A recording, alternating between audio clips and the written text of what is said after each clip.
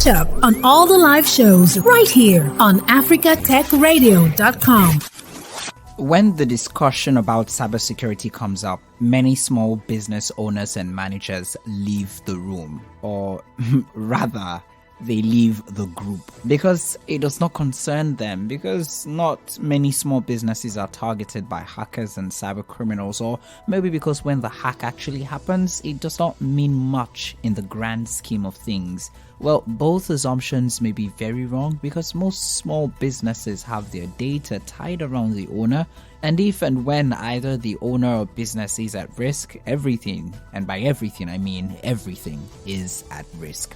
Cybersecurity is important because it protects all categories of data from theft and damage. This includes sensitive data, personally identified information, protected health information, personal information, intellectual property, data, and governmental and industry information systems. Considering, one, that micro, small, and medium businesses are the life wire of many African economies, and that cyber threats have continued to increase, shouldn't you start staying to listening to these conversations, start asking relevant questions, and start putting to practice the advice you're given?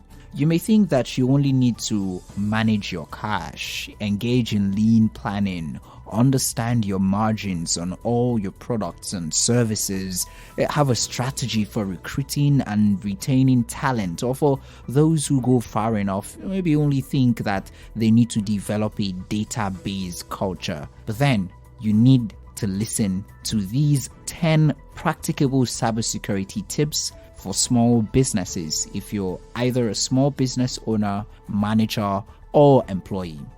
A cybersecurity researcher and content creator, educator and advocate, an author and a public speaker, and also the director of ICT at Spiritan University, Nochi, Abia in Nigeria, and the convener, Coalition for Women Professionals, will be doing justice to this discussion.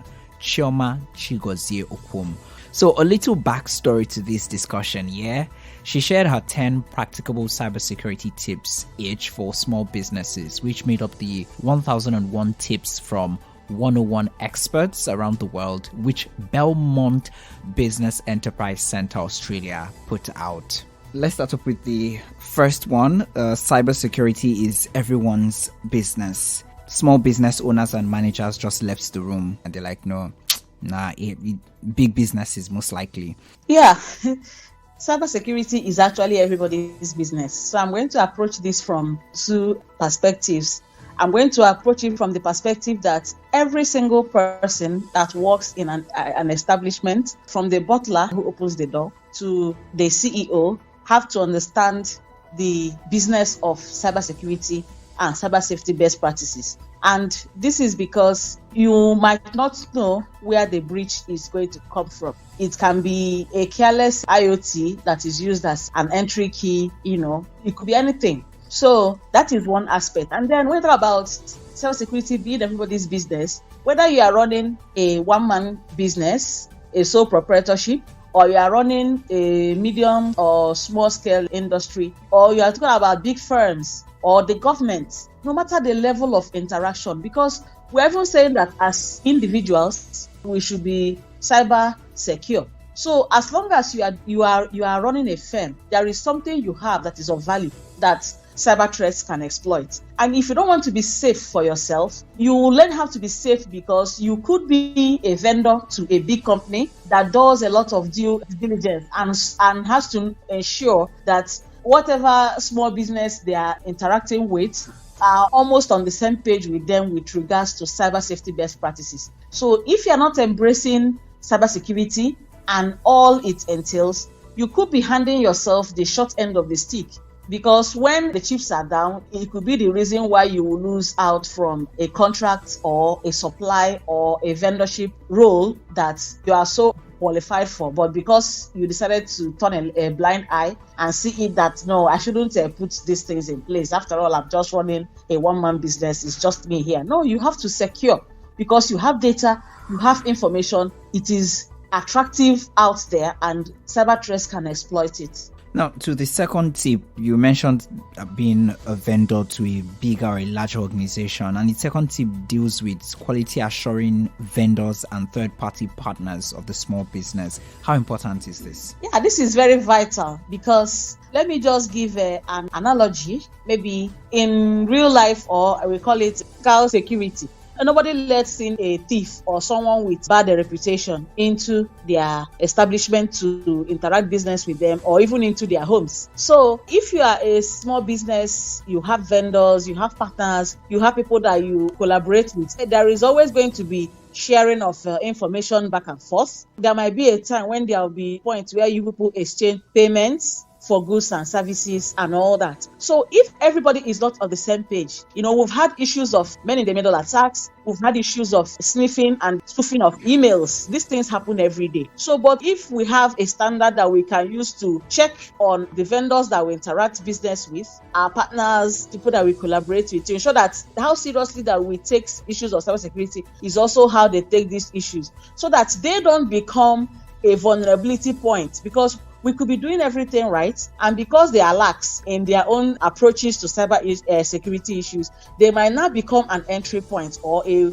point of vulnerability that our own little efforts will now have to go to waste because we didn't carry out due diligence and ensure that they do the right things that they are supposed to do as vendors, as our partners, as people that we do business with. Now we'll move on to the third tip, and this tip is very important, especially for small businesses on the continent of Africa. The update infrastructure. Most companies and small businesses deal with outdated software and hardware, and you pointed out that it's a vulnerability point. How do we re-educate ourselves on the use of outdated software and hardware? Yeah, with regards to updates, this is, in fact, is a weakness that is so endemic. Like almost everybody is guilty, not just small businesses, even the so-called big businesses. You find them using outdated software and even hardware. Someone will say, I just updated this app and it still looks the same. You might not understand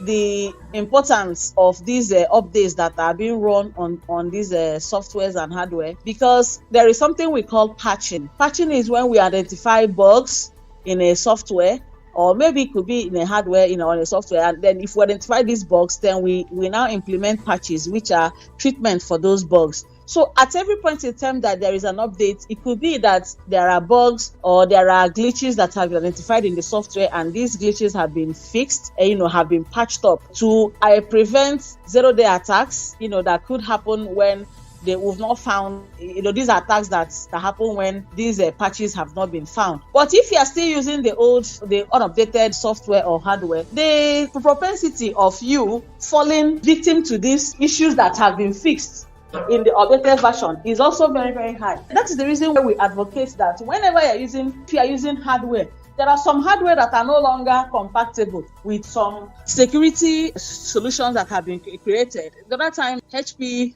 was saying that there are some of their hardware that they are encouraging people that they should stop using because these ones are no longer compliant or compatible, as in they've been phased out and all that. So we need to start educating people on the importance of updates. It's not just for a change in feature. It's not just for the app to start flying or for the app to start looking one way or the other. There are so many security benefits that you get each time you update an app or a software, or each time you are using at least. We're not saying that everybody should use to 10th generation or whatever, so recent hardware, but at least try to be within the reach of those specifications that these security patches cover, so that you also protect yourself from the bugs that have been identified in these resources, whether they are hardware or software. This one also reminds me of how some businesses also use unverified applications and softwares. Exactly. Cracked softwares. That's common practice around here. You use cracked softwares. Those softwares are not original. They are not licensed copies. You are just like someone who is on his own. Any issue that arises, you should take responsibility for them, because it's like you are working on, I don't know whether to say you built your house on a sandy or sea sand, that can be washed away whenever there is tide and all that. Okay. Now, it's very important also for employees to be trained, and that's the fourth tip for small businesses: a robust cybersecurity training plan. How robust should this plan be, and how should it address the individual employees? Yes, I tell people, which is the crux of what I do. I develop cybersecurity training programs for businesses and all that. I create courses for them. I create implementation plans. I even come to train. So I tell people all the time when I'm developing these training programs that when you develop a one-size-fits-all training program for every member of staff, it doesn't serve the purpose, because at every level, our level of understanding and then the level of work that we do, the access we have to the systems are different. There is need to create, we call it user-tailored awareness program that addresses. You could group your staff members, according to the work they do and how much exposure they have to your system. And then with this, you now use it to create these awareness programs so that everybody gets to a level of knowledge based on what they do and what they know, their own level of literacy and all that. Because the way I will be training the IT staff on cybersecurity is not the way I will train the guys in HR, or how I will train the guys at the security, or how I will train the guys that are doing marketing, or the guys in the store. So that is why it is important to create. When I say robust, the robustness there is just that you have scaled your training plan to address the needs of the variety of staff you have, with having in mind their literacy level. Well, when I say literacy, I mean their educational literacy level, their digital literacy level, and then the level of work that they do, so that everybody gets what they need and gets the knowledge that serves them for their work and also for their personal needs with regards to cybersecurity. It's exciting to know that the plan has, before you even get to the fifth tip, it has a human face to it in the area of training. For the tip number 5, it's ensuring that all payment terminals are foolproof. Now, small businesses most especially are looking for very easy way of their clients to make payments. And should we place security of these terminals way over the ease of access and ease of payment? There should be a trade-off, or strike a balance between ease of use, convenience, and security. Because if all we care is about, are we always available to collect payments, our clients, is it so easy for them to pay, and at the expense of how secure are these payment portals, then we might be shooting ourselves in the leg. I tell people that there has to be a balance between availability, usability, and security when you're talking about payments terminals, be them point of sales terminals or all these fintechs that provide you payment platforms. So there should be a level of fact checks to understand how these platforms have been built, and then how much access do they have to personal data, what do they do with the personal data. In case there are issues of breach, how are these things resolved? These are things that you must have to do before you sign up to any kind of payment platform. Because if you don't do these things, and then your customers as a small business, after they use this your payment platform, then after 2, 3, 4 days, they suffer a breach on their bank cards and all that. If it happens to 1, 2, 3, 4%, then these reviews will begin to pour into your business, and then you don't want to be seen as a platform used to scam people. So that is why it is important for you to be very careful with regards to payment terminals, and ensure that they are foolproof and that they are secure, and that people can actually trust you when they are using these payment platforms. Yeah, so it's important for small business to not just jump on the newest thing or technology that says you can make payments in 5 seconds and everything is quite convenient. You need to demand to know how secure these platforms are before you integrate them. What efforts did these developers put into ensuring that the users are secure? Let's not just be carried away by speed of light, and that you could actually use it when you are asleep and all that. No, you could get all those services, and then once you use them, and the next minute you have lost all your money, then we will understand which one is more, would you rather endure being on the payment platform for like 2-3 minutes and get what you want, or would you rather do a 10 seconds transaction and then lose everything that you have to a platform that was not most times all these cyber criminals also infiltrate most of these payment platforms, but it is only the ones that have put in a lot of security measures are able to know when there is a breach on their line, and then they are able to attack it offensively and defensively, and also take back control of their platform. So that is the things that you should look out for before you sign up to any kind of payment platform, to avoid stories that touch, according to how they say it around here. And the second tip that has a human face is tip number 6, which is about minimizing chances of breeding malicious insiders. Most small businesses don't take this as a very serious thing. The human face and human development, ensuring that insiders are not disgruntled, unsatisfied, or even uninformed. And this goes back to touch the other tip about training. So what do you have to say about minimizing? Because can we totally erase the chance, or can we only just minimize the chance of malicious insiders? Yeah, because human needs are insatiable. That is why you cannot satisfy everybody. But there is a level, you will have a culture of having human face in everything you do. And it will even get to the point where when someone wants to become a disgruntled or a malicious insider, his co-workers will actually become the eye. You understand? Because of how well they are being treated. I once read about an attack that was supposed to happen to a firm. I'm not very sure, but I just read it in passing. These cyber criminals, I approached this guy, a regular staff in the company that wasn't earning so much.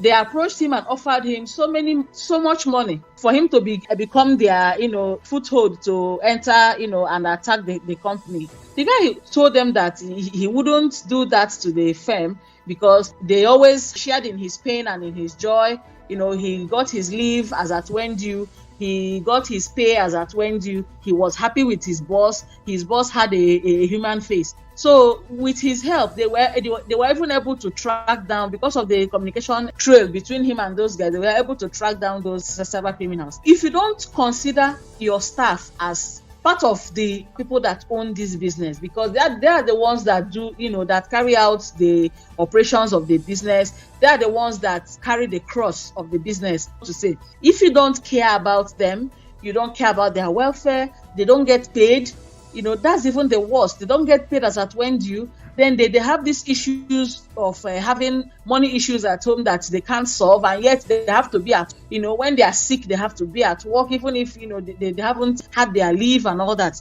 You find that you begin to breed a lot of bad blood, a lot of bile, and a lot of bitterness in your staff.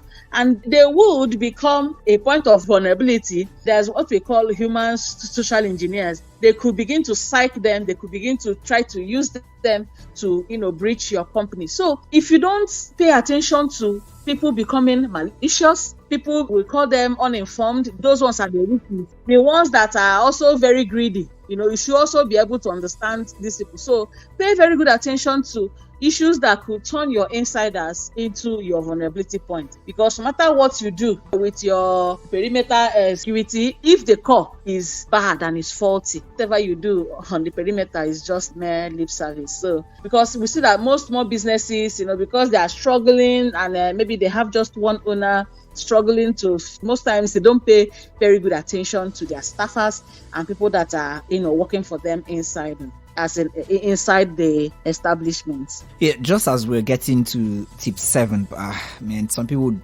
start relaxing and they'll be like, okay, so let's just rest a bit, let's rest our legs and our hands. How important is it for small businesses not to relax and get complacent?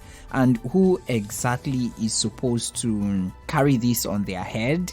And how should the staff be encouraged not to relax and be complacent? Yeah, it is normal for humans to adhere to rules and regulation, at the initial time. There is this vigor, there is this drive to, keep to all the rules, change your password when you should, activate this, activate that, don't use this, don't use that, report this, report that. People do that when at the initial point.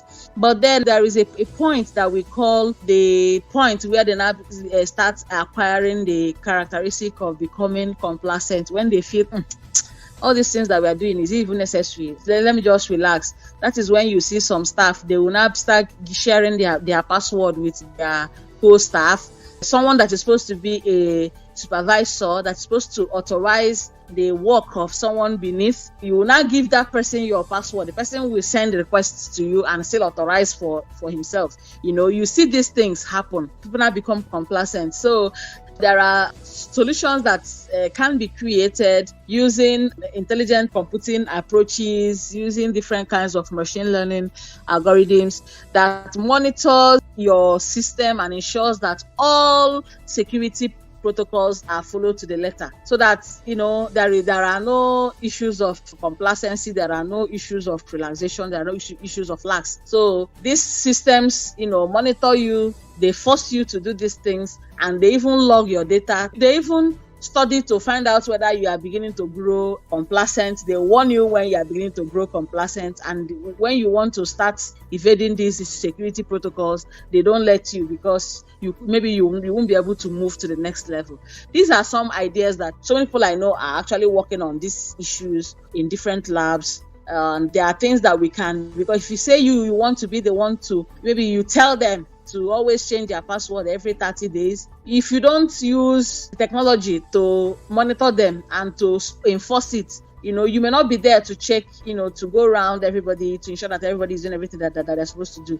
But with technology, once you have given the order, override when this is not done, you can't move to the next level unless you do what you are supposed to do. Okay, you also talked about reward system to encourage the staff to keep on with this, and this leads to tip 8, which is about instilling and sustaining a strong cybersecurity culture. Let's get into this one. Every establishment should have their cybersecurity culture. That is a culture that helps you to quality assure everything that you do, from your inputs to your processes, so that you achieve the best results at the end of the day. So this quality assurance measures is not an event, it's just a process. It keeps going on. And then when anybody gets employed, they are brought up to speed as to this is our culture, this is what we do.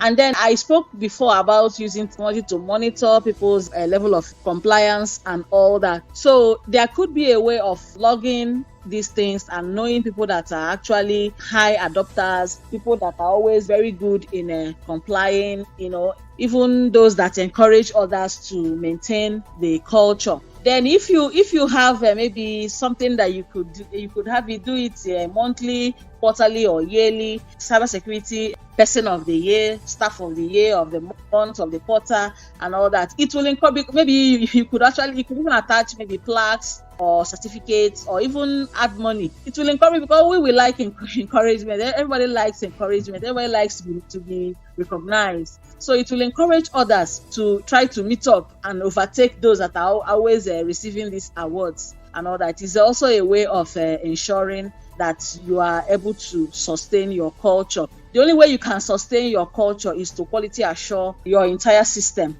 from what inputs are we giving, what are the processes we carry out, so that our outputs are also going to be quality. If you are not having any quality assuring it, then you are not able to measure how well you are doing as an establishment. So cultures are not just instilled, they are sustained, so that the results will always be uniform and will always give you the best. Interesting. Now to tip number 9, monitor and assess risks. Something has been on my mind. Should someone who is a cybersecurity expert be involved in this whole process? Now that this is tied to the monitoring and the assessing of risk, because could someone in the company just be trained to run through this process, or should a cybersecurity expert be brought in at the get-go, and should the person also see the company through this whole process? Yeah, there are two things you can do. You can handle your cybersecurity risk assessment, cybersecurity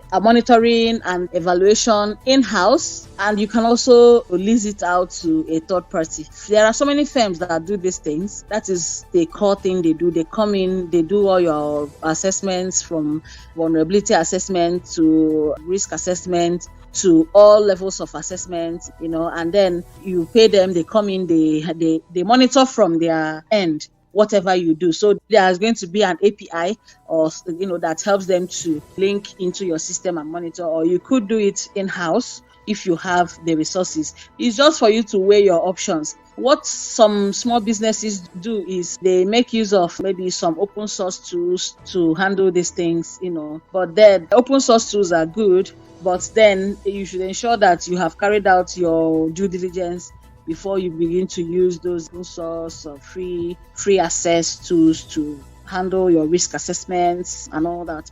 Or you could let it out to a third party. It depends on what the business wants and also what they can afford. Now to the 10th tip, the last tip here, having a strong password policy. I thought the whole password thing would just be in one of these, but you had to separate it from and make it like one, the last one. Why did you decide to have this on the list? People don't understand how important having a password policy, like writing it out like a policy in an establishment is. That is why you still see people use the same passwords that they use for their social media accounts and their playthings and all those sites that they go for fun and for relaxation. They still use it for their work-related activities. So it's actually so scary when people don't understand that a password is like a key. It's like if you use the same password across everywhere, all these sites that you go to, I don't know, there was a story I also read somewhere where